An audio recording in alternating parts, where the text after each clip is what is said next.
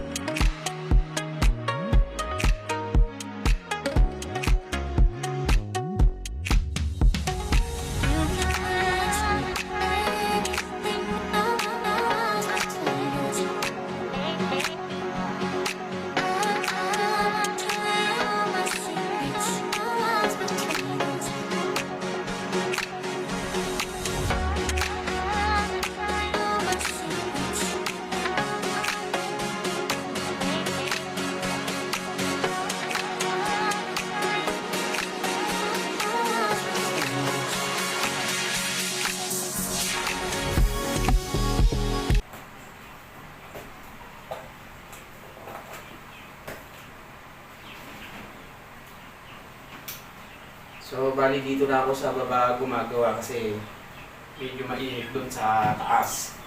So, wala pa kasing linya ng kuryente doon. So, hindi pa namin napalagyan ng linya ng kuryente. Kaya lumipat ako dito sa baba. At least dito, meron siyang may electric pan dito. So, kaya dito na ako lumipat na gumawa para pagpatuloy itong tinatapos ko na bayo. So, medyo may katigasan yung sinusuksok ko na itong mga nakausli na ito, may katigasan siya. Kaya medyo may kahirapan na i-lock yung strap niya. So, pero maganda yung kulay niya. Malamig sa mata. So, sigurado to kapag natapos to, sigurado kapag may nasakita, mag-uunahan sila sa pagbili dito. So kung sa tibay yung pag-uusapan ay talagang matibay ito. Kasi makapal yung strap niya. At the same time, hindi siya madaling masira. So, washable din ito. Pwede mo siyang labhan kapag halimbawang narumihan. So, ganun siya kaganda. Kahit mabigat yung ilagay mo dito, walang problema.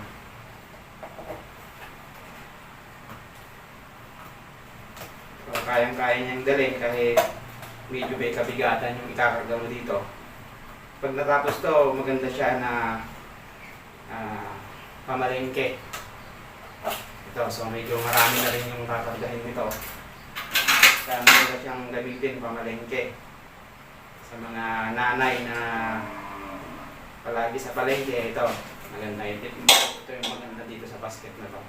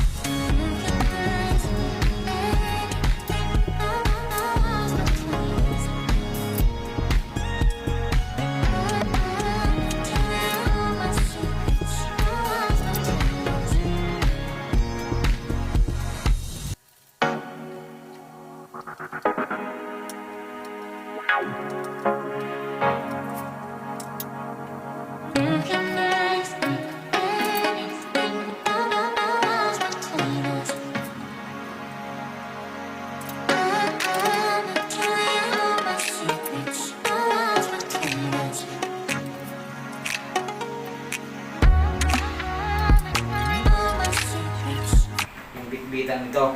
So, yun na yung susunod ko dito. So, bali, mas mabilis na lang din siguro yun kasi na-prepare ko naman na yung mga gagamitin ko dito na ilalagay ko.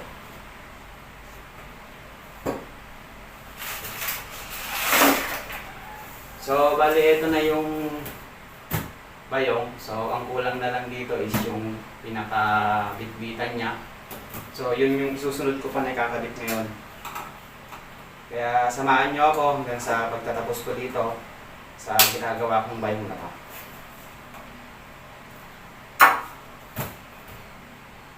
Medyo matigas lang talaga, naisuksok. So, mahirap na ilak kaya kailangan tiyagain. So, kailangan mong tiyagain para matapos. So, napakaganda ng itsura niya. So, talagang kahit lagyan mo, kargahan mo to ng 5 kilo, kayang-kaya niya bali kasi matigas yung ginamit ko na strap dito. Kaya napakagandang gamitin pang palengke ito. So, bali ito na yung bitbitan niya, so ikakabit ko na rin siya.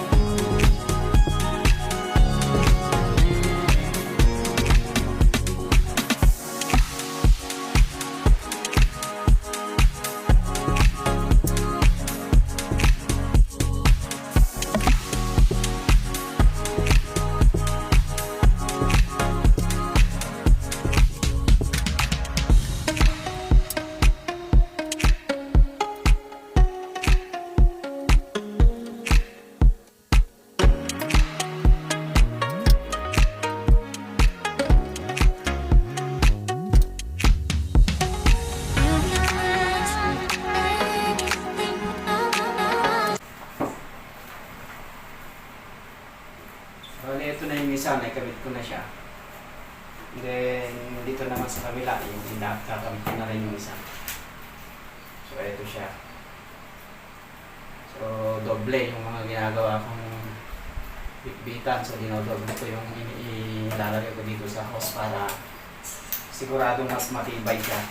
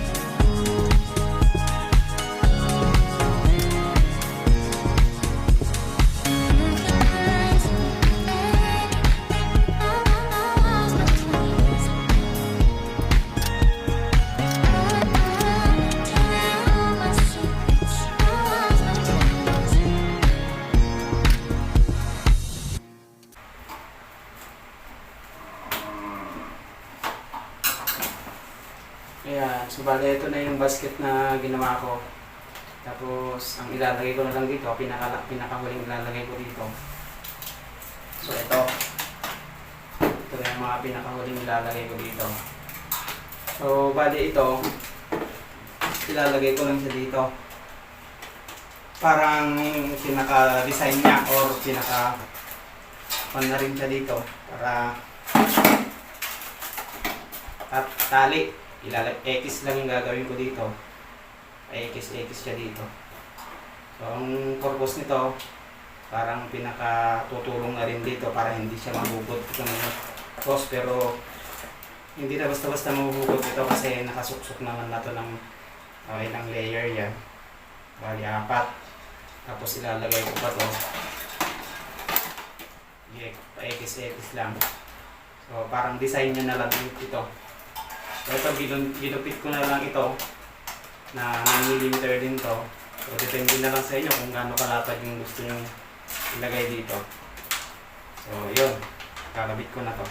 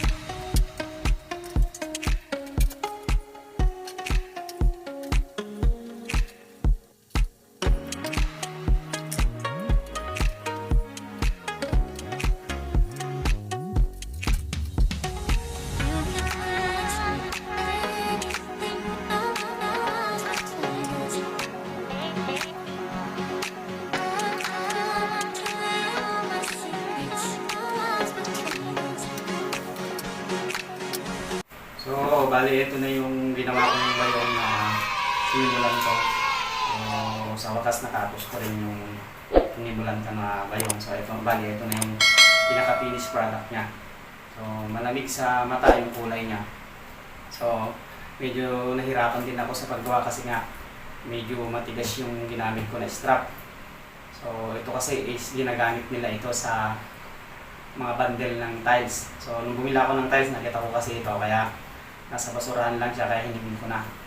At sinubukan kong gawin na basket. So, ito na nga. So, pwede pala siyang gawin din na basket, kaya lang medyo matigas talaga. Kailangan mo lang talagang tiyagain para makagawa ka ng basket.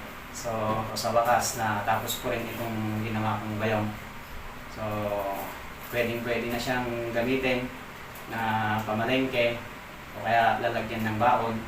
Kahit lagyan mo siya ng mabigat ay kayang-kaya niyang i-dalhin kasi matigas yung plastic strap niya. Hindi siya malambot. So, heavy duty talaga.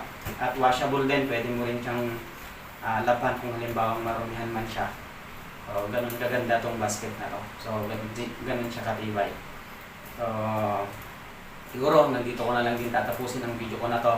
At syempre, bago ko tapusin ang video ko na to, at syempre kung nagustuhan mo, huwag kakalimutan na i-like, i-share, at syempre kung may comment ka, mag-comment ka na lang din dyan sa baba.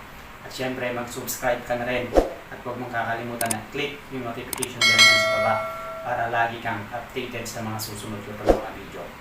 So hanggang sa muli, itong inyong Kuya Roland na nag-iwan sa inyo na maraming salamat at God bless sa inyong lahat. Bye!